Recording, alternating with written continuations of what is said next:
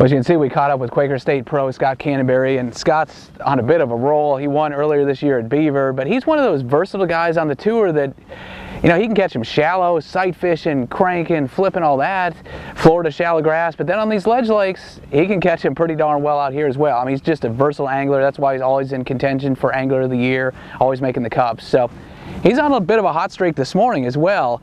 What do you have so far this morning, Scott? Got four good ones. It's been a good morning so far. Hey, I heard you had a 5 and then some other decent ones.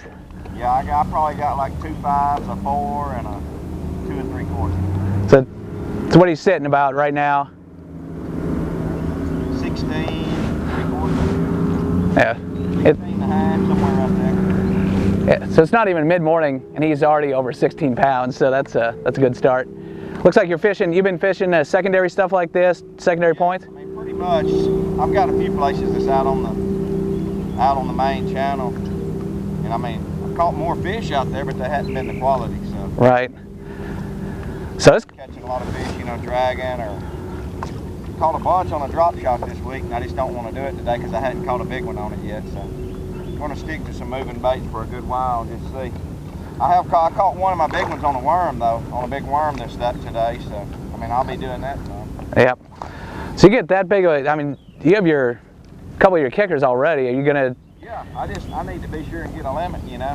Right. If I can get one more big one, it'll be great. Then, so if you get another 4-pounder, I mean, you're sitting 20 pounds. What do you do then? I mean, how are you going to try to get a monster bag today?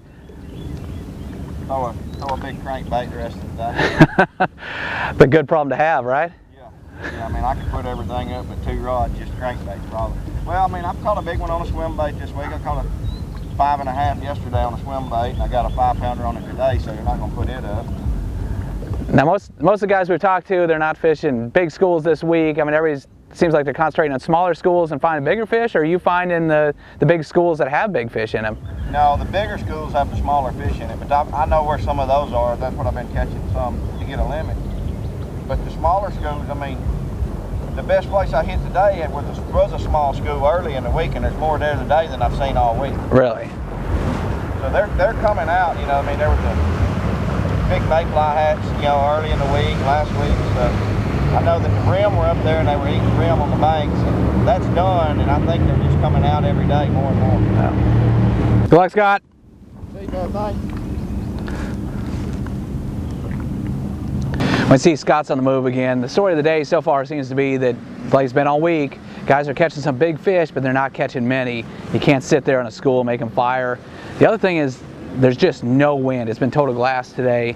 If a little breeze starts blowing, it could definitely get better, but as it is right now, dead slick. I mean, it's just ultra tough conditions. If you're sight fishing, you love it, but for ledge fishing, it's not quite right. So talking a little bit of maybe rain chance this afternoon, maybe a little bit of northwest wind, a little bit of a change up. You see a little bit of high clouds. Something needs to happen right now to kind of trigger them, get them going again.